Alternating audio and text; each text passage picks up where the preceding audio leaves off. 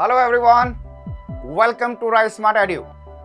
This is Harvinder क्रोनी और आज हम डिस्कशन करने वाले हैं बहुत ही इंपॉर्टेंट पॉइंट्स के ऊपर कि इंग्लिश लैंग्वेज को करते वक्त कौन कौन से कॉमन एरर्स हो जाते हैं। इनको समझना बहुत जरूरी है और आपके आने वाले अपकमिंग एग्जाम्स में आपको ऐसे ही सेंटेंसेस, इसी प्रकार के सेंटेंसेस नजर आएंगे। अगर आप फोकस करते हैं तो एक ही बार में आपको सारी चीजें क्लियर हो जाएंगी। तो देखते हैं हमारे पास ऐसी कौन कौन से पॉइंट्स हैं जिसके ऊपर हमें एग्जाम में ध्यान रखना होगा। अगर हम सेंटेंस नंबर 1 की तरफ चलें तो यहाँ पर देखिए लिखा हुआ है, no doubt the earth moves round the sun. No doubt the earth moves round the sun.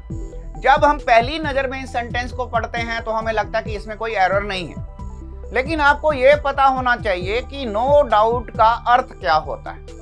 No doubt शब्द का प्रयोग करते हैं जब हम किसी प्रकार की संभावना व्यक्त करते हैं। अगर यहाँ पर संभावना व्यक्त नहीं की जा रही कि अर्थ जो है सूर्य के चारों ओर घूमती है, ये फैक्ट है। अगर आपको फैक्ट बताना है तो फैक्ट बनाने के लिए, फैक्ट को बतलाने के लिए, उसको क्लियर करने के लिए हमें इंग्लिश में कहना पड़ता है देयर इज नो डाउट। तो आपने यहाँ पर देखा सिर्फ नो डाउट लिखा हुआ था और एग्जाम में वो लोग क्या करते हैं, यानी नो डाउट यहाँ पर स्लैश दे दिया, द अर्थ मूव्स स्लैश दे दिया, इसको part A, part B, part C कर दिया। तो आपको देखना होगा कि किस पार्ट में एरर है। तो आपको क्लियर हो गया कि पार्ट ए में एरर है क्योंकि यहाँ पर नो डाउट लिखा हुआ है और जबकि होना क्या चाहिए, देयर इज नो डाउट। अब फिर से समझिए, नो डाउट शब्द का प्रयोग जब हम संभावना व्यक्त करते हैं। मान लीजिए आपको आसमान में बादल नजर आ रहे हैं, राइट, तो आपको लगता है बारिश होगी, तो आप वहां पे संभावना व्यक्त करने के लिए कहते हैं कि no doubt it is going to rain shortly. तो आप कहते हैं no doubt it is going to rain shortly, तब आप देयर इज नो डाउट नहीं कहते। तो ये फर्क होता है no doubt and there is no doubt में। संभावना व्यक्त करने के लिए नो डाउट का यूज करेंगे, फैक्ट को बताने के लिए देयर इज नो डाउट का यूज करेंगे। तो उम्मीद करता हूं आपको ये पहला पॉइंट क्लियर हो चुका होगा। कोई भी डाउट होने पर आप कमेंट बॉक्स में डाल सकते हैं और आपको आंसर मिलेगा। सेंटेंस नंबर 2 की तरफ पढ़ते हैं। He said that he would help her to learn Hindi।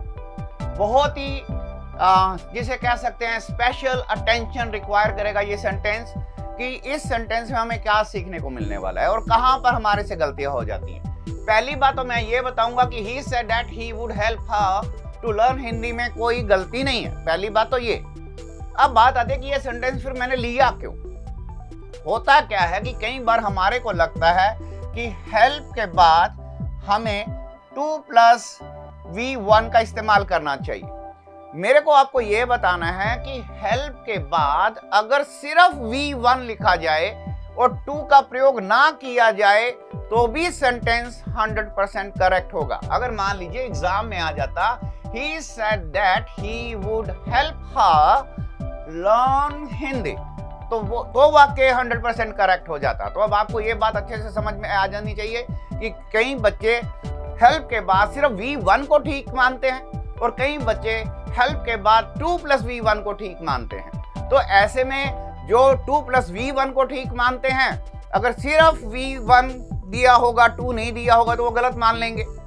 तो ये नहीं होना चाहिए। तो आपको याद रखना है कि हेल्प के आगे आने वाली क्रिया जो है वो 2+V1 भी हो सकती है और बिना 2 के भी आ सकती है। तो मेरे को पूरी उम्मीद है कि आपने ये नोट डाउन कर लिया होगा अपनी कॉपी में, ताकि एग्जाम में ऐसा कोई भी वाक्य आए तो आप उसको बड़े ही आसानी से डील कर पाएंगे। आगे देखते हैं सेंटेंस नंबर 3 की ओर।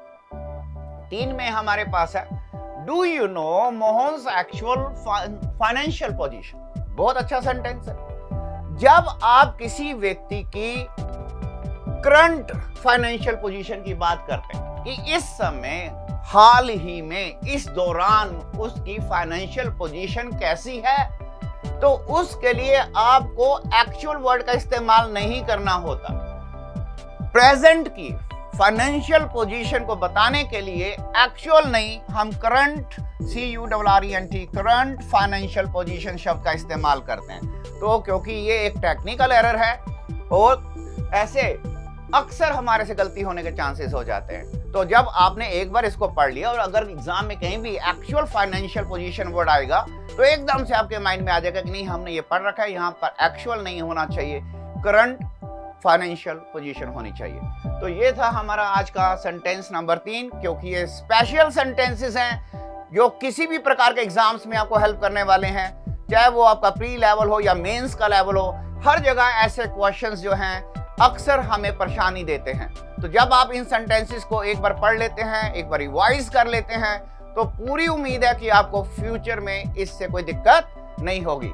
आगे देखते हैं हमारे पास सेंटेंस नंबर 4 में, Mohan could have married to anybody he wanted to.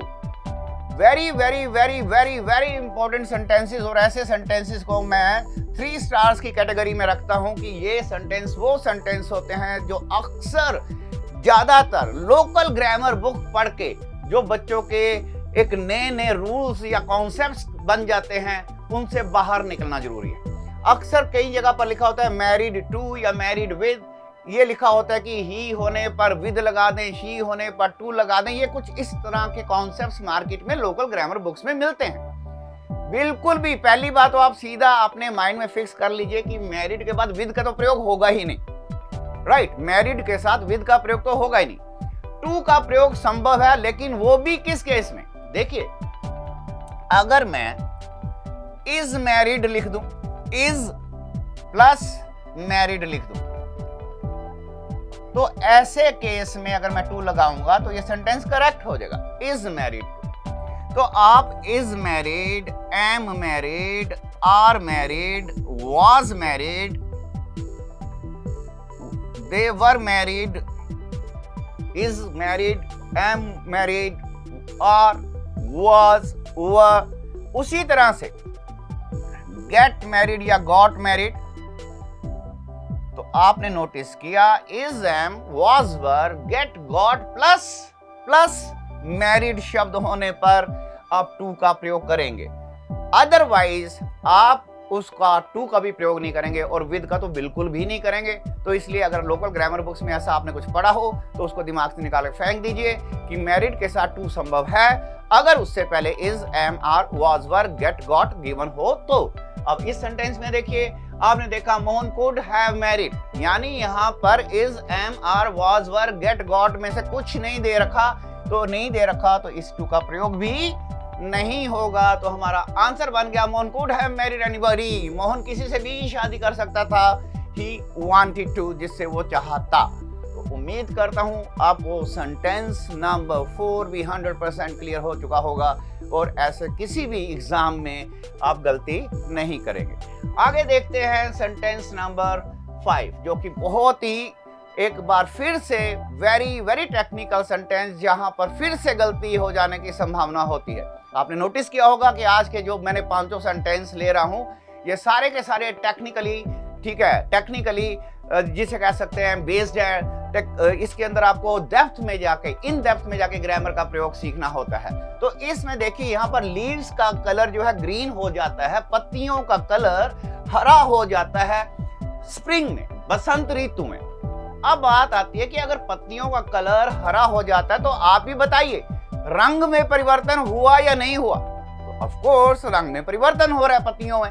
जब रंग में परिवर्तन दिखाना होता है, कलर में चेंज दिखाना होता है, तो तब हम गेट शब्द का इस्तेमाल नहीं करते हैं, हम यहाँ पे TURN टर्न शब्द का इस्तेमाल करते हैं। तो आपने देखा वंस अगेन ये एक टेक्निकल क्वेश्चन था और इसका आंसर होना चाहिए लीव्स टर्न ग्रीन, पत्तियों का रंग हरा हो जाता है इन स्प्रिंग। बोलचाल की भाषा में ज्यादातर लोग यहाँ पर गो शब्द का इस्तेमाल करते हैं, जो कि वो भी करेक्ट है। यहाँ पर देखिए leaves go green in spring, ये भी करेक्ट है, जबकि यहाँ पर मैंने डबल टिक मारा क्योंकि ज्यादा ऑथेंटिक शब्द जो लग रहा है वो टर्न है।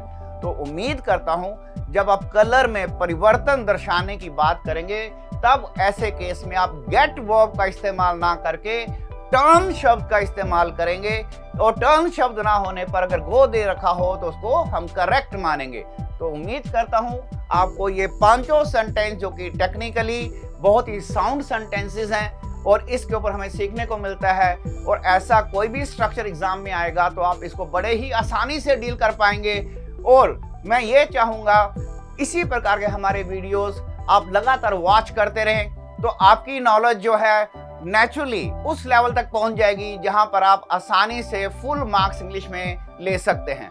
अगर आपने अभी तक हमारे चैनल को सब्सक्राइब नहीं किया है तो हमारे चैनल को सब्सक्राइब कर लीजिए, राइट। और वीडियो को लाइक और शेयर करना मत भूलिएगा। इसी प्रकार के और वीडियो के साथ मिलते हैं next time. Have a wonderful day. God bless all of you.